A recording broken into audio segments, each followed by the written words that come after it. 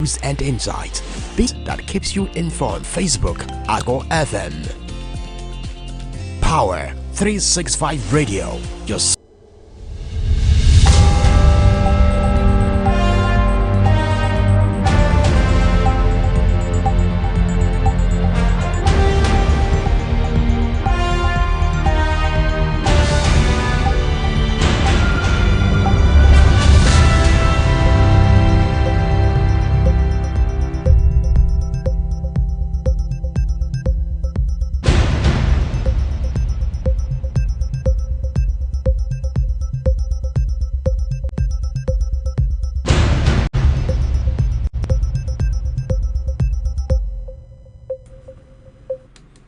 Good morning and welcome to yet another interesting edition of Newspaper Review on Power 365 FM, your number one online radio in southwest Nigeria. We are situated in the ancient city of Ibadan. This morning, please do what to follow us on all our social media handle on Facebook at Power 365 FM, on YouTube at Power 365 FM, and for the TikTok lovers at Power 365 Online Radio is where to listen to us and watch us live and direct. We are also available on web www.power365fm.com, and please do where to share the programs with friends and family. My name is Ebidapo Miracle Olua Damilola, ably representing Adeniji Olamide this morning. Please, I have with me this morning the Punch newspaper, and we'll be looking through headlines that I have on my table this morning before we go to all the news stories one after the other. It promises to be entertaining, and I bet you will definitely learn one or two this morning. Okay, let me pick this first. Interpol burst Nigerian cybercrime mafia black house. I'm able to cite this also. Nigerian video director Thiji Omori undergoes kidney transplant. A youth clamoring for coup didn't experience military rule. That's coming from COAS. Lagos Red Line Rail begins partial operation today. Relocate from flood-prone areas, Kaduna Hodge resident. Telegram CEO drove learn fate Wednesday. And South African's billionaire Johan Rupert overtakes Dangote as Africa's richest man. Taiwan forces Toyota to suspend operations in Japan. Pastor accused Southeast governors of ignoring moves to release Kano. Before we take the headlines, let's go on a short break. Before we take the news and details, let's go on a short break, and while we're back, we'll return to give you more news stories as we'll be reviewing all the headlines that I'll be able to read to your hearing this morning.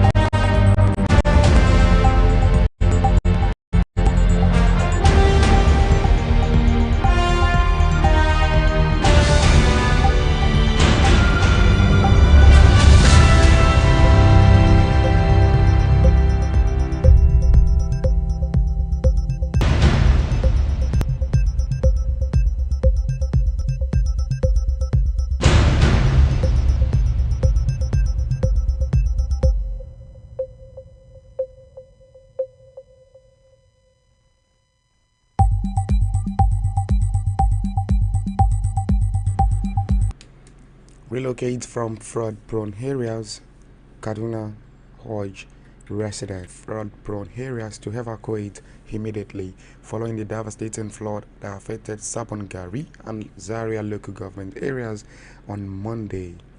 The Executive Secretary of the Kaduna State Emergency Management Agency, Dr. Usman Ayatu Mazadu, addressing newsmen on Tuesday night, stated that the state government has taken measures to mitigate the impact of the flood, including desalating drainage systems and conducting sanitation campaigns. Mazadu noted that despite predictions and warnings, some residents refused to relocate, leading to the destruction of over 200 houses in Zaria and Zabangaria local governments.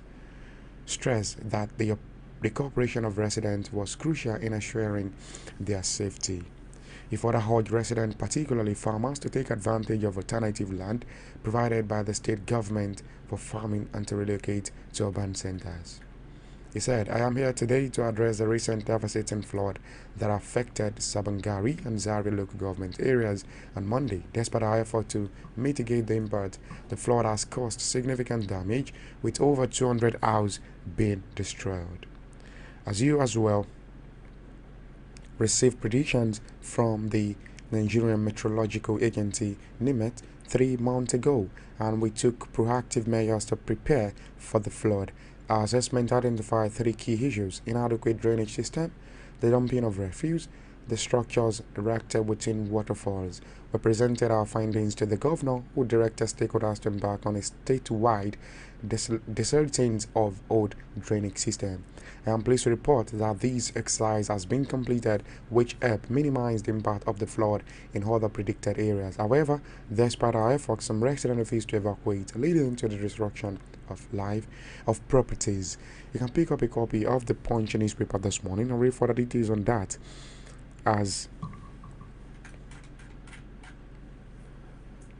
Kaduna State government urged people to relocate from flood-prone areas.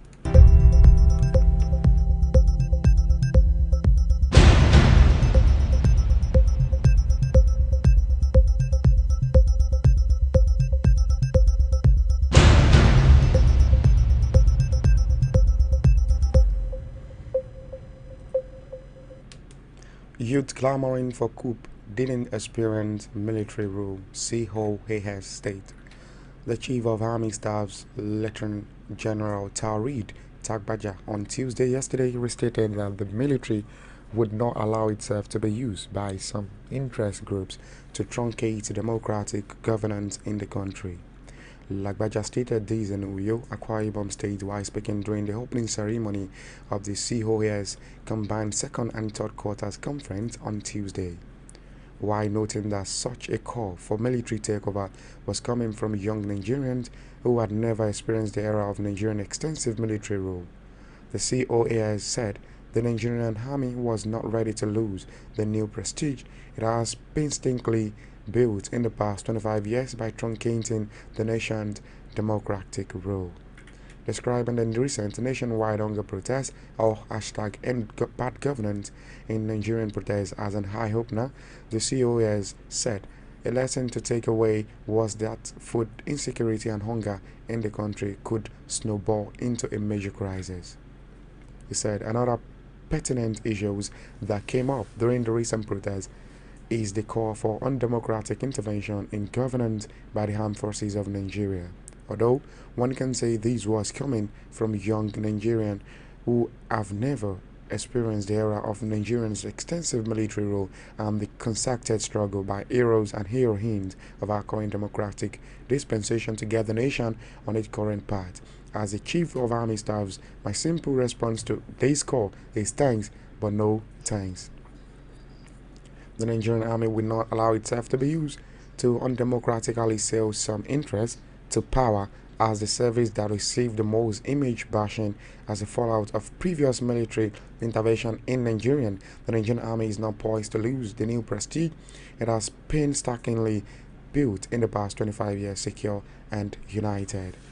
Lagbaja said that following the lesson taken from the recent hunger protests, the armed forces would not only focus on physical security and the defense of our nation, but would also pay attention to food and social security issues.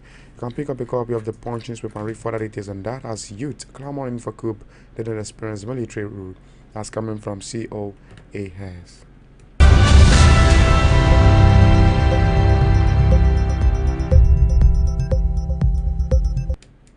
South African billionaire Johan Rupert overtakes Dangote as Africa's richest man. South African Johan Rupert has displaced the president of the Dangote Group, Aliko Dangote, to become the richest man in Africa.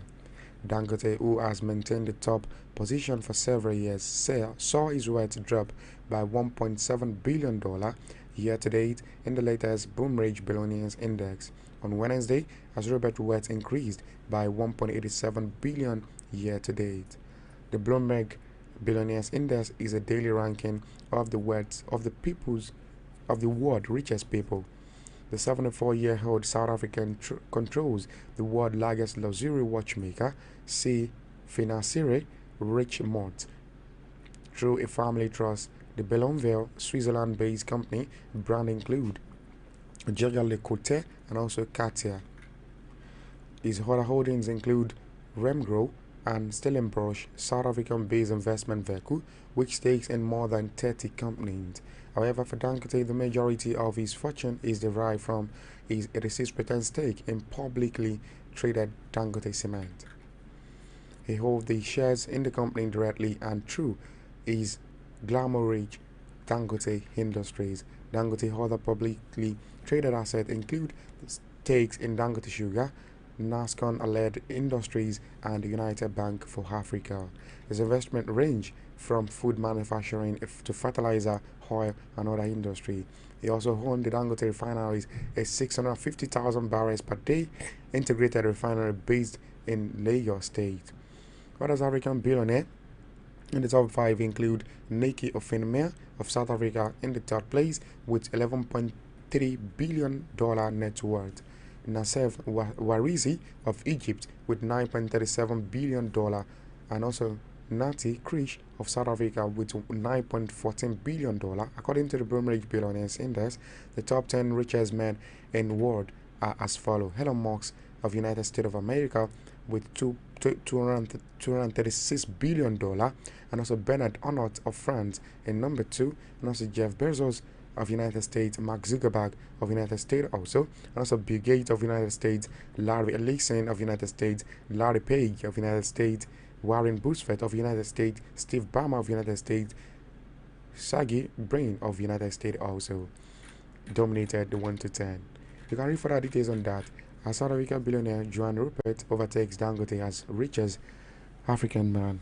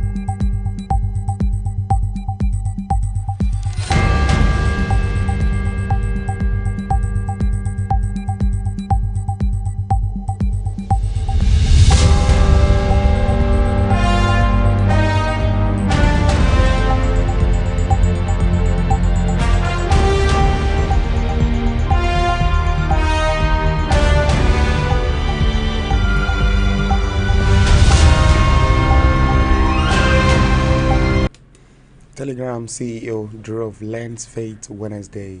The founder and chief of Telegram, Pavel Durov, is set to learn Wednesday whether he will face charges and even be remanded in custody after his weekend arrest by French authorities over alleged violation at the messaging app. Durov, 39-year-old, was arrested at Le Bourget Airport outside Paris late Saturday, and while the judicial authorities have repeatedly extended his initial period of detention, it can last a maximum of 96 hours. As part of a probe that was confidently opened on July 8, Durov is being investigated on suspicion of 12 offenses related to failing to curb extremist content on Telegram, sources close to the investigation have said.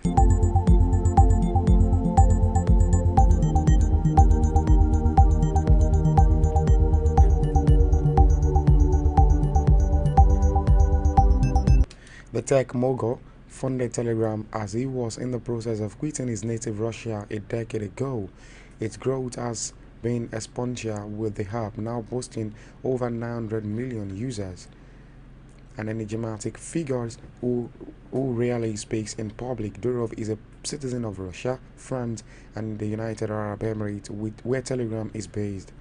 Forbes magazine estimates his current fortune at $15.5 billion, though it proudly promotes the virtues of an ascetic life that includes ice baths and not drinking alcohol or coffee. Numerous questions has been raised about the timing and circumstance of Duro's detention, in particular why he flew into Paris, apparently knowing a warrant has been issued against him. In a post on his official Twitter handle to address what is called false information concerning the case, French President Emmanuel Macron said Davrov's arrest took place as part of an ongoing judicial investigation. It is in no way a political decision. It is up to the judge to rule on the matter, he wrote in a highly unusual comment on the legal case.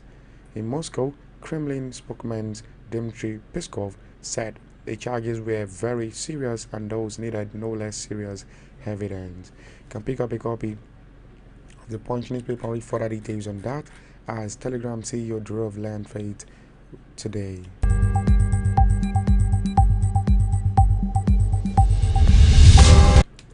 Nigerian video director T.G. Omori undergoes kidney transplant.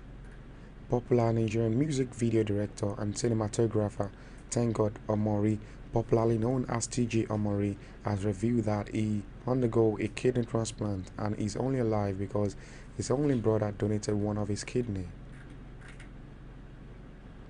The director made this known on his verified Twitter handle account late yesterday. He wrote, "Yesterday, my only brother gave me one of his kidney so I could live again." To further confirm the development, Omori shared a photo of himself receiving treatment in the hospital, captioned, "Keep my spirit alive." Omori, also known as Boy Director, is known for his exceptional work with top artists like Olamide, Wizkid, Burna Boy, Techno, Kiss Daniel, Fireboy, DML Fast, Naira Marley, Shake, and many others. You can pick up a copy of the Punch newspaper and read further details on that, as Nigerian video director T.G. Omori undergoes kidney transplant.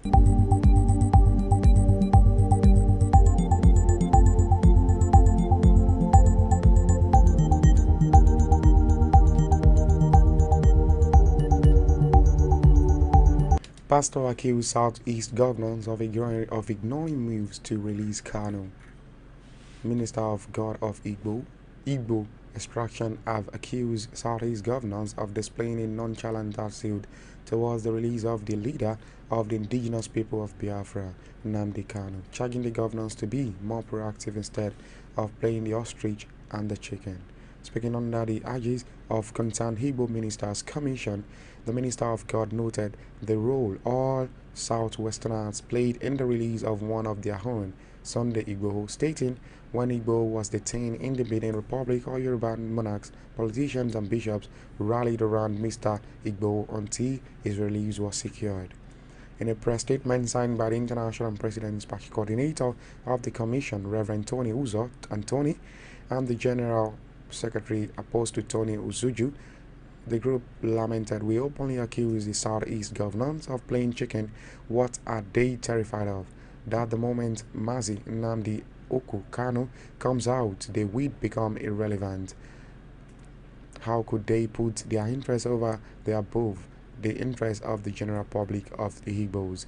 Warning that our governors should also note that the protection of Mazu Kanu is part of the oath of office they took.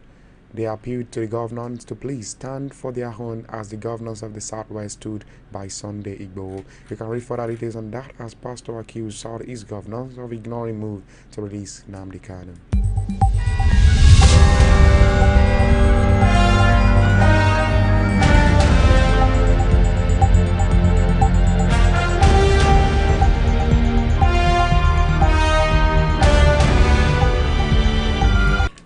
And lastly, on newspaper review this morning, Lagos Red Line Rail begins partial operations today. The Lagos Mass Transit Red Line Rail will begin partial operations today, Wednesday. This was announced by a spokesman for the Lagos Metropolitan Area Transport Authority, Kolawole Ojelabi. In a Tuesday statement, the train will convey passengers freely and run 4 trips a day between Oyingbo and Agbado. The Red Line, according to Lamata, is one of the 6 rail lines and the monorails prescribed for Lagos in a strategic transport master plan. It is a transport project connecting Lagos with Ogun State, as many workers and business owners in Lagos reside in Ogun. Ojalabi said the milestone marked the culmination of planning and training of technical and ground staff, installation of all security features, and a successful 6 week trial run conducted without passengers to ensure the system's safety, reliability, and efficiency. From Wednesday, August 28th, the Red Line system will interact with no-fee paying passengers in organized group to collect feedback before the commencement of commercial operations. Before we leave this morning, let's quickly run through the headlines once again. Interpol puts Nigerian cybercrime mafia Black Harris. Nigerian video director T.J. Omori undergoes kidney transplant. Relocate from fraud-prone areas. Kaduna Hodge resident. Telegram CEO Durov land fates today. South Africa billionaire Joan Robert overtakes Dangote as African richest man. And also, Lagos Red Line Rail begins partial operation today. Youth clamoring for coup didn't experience military rule. That's coming from COAS. And also, Boeing University student alleged police extortion, intimidation, seek intervention. Pastor accused Southeast governors of ignoring moves to release Kanu. Thank you so very much for joining Newspaper Review this morning. Until we catch up later on tomorrow for another edition of Newspaper Review. My name is Ebidapo Miracle Oluwadamila, ably representing Adeniji Olamide. Thank you. Have a productive day for yourself. I'm out of the studio.